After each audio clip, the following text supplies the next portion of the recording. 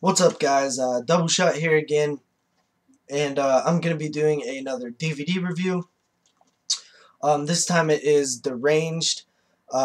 Deranged came out in the year 1974, same year as Texas Chainsaw, and it is based off of the story of Ed Gein.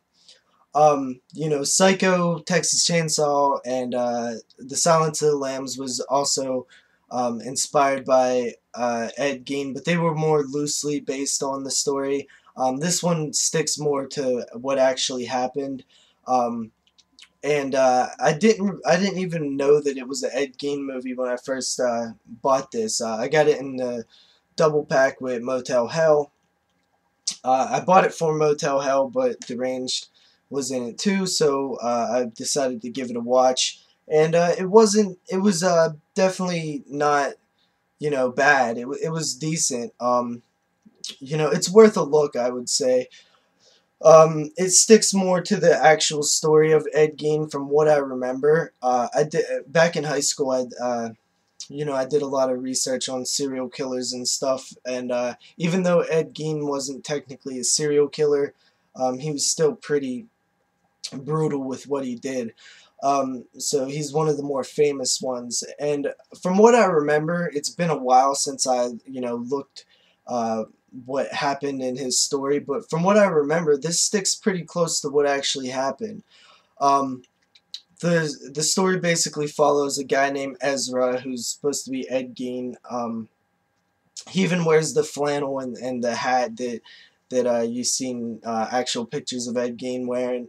Um, and he basically is, kind of uh, a mama's boy, I guess, and his mom's really old, and she eventually dies, and he kind of starts going mad, and he basically hears his mom talking to him and go digs up her corpse, brings it home, and eventually he decides to fix it up a bit and go dig up other people and collect body parts and stuff, and eventually it leads to him killing people. And I think the main thing that this movie suffers from is the effects, and the props look really dated, even though they was from 74.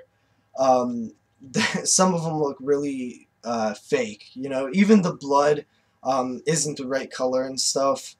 But when I watch older movies, I can really put myself in that time, or at least try to, and kind of understand that stuff looked a little bit different back then. So it didn't take me completely out of it, but certain parts, like his mom's body looked, the face, the body looked pretty good. This really skinny and bony and stuff. That looked pretty good, but the face was really bad. Um, some of the blood didn't look so good. But overall, it wasn't bad. At the beginning, I kind of laughed a lot.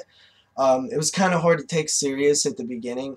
Then it gets a little bit more serious, but the whole movie to me comes off as not completely serious. I think it was made to be serious, but it's hard to really get behind it because some of it just comes off as kind of bad, you know, nowadays. And they have a narrator. That it cuts to him every once in a while, and he narrates over the story.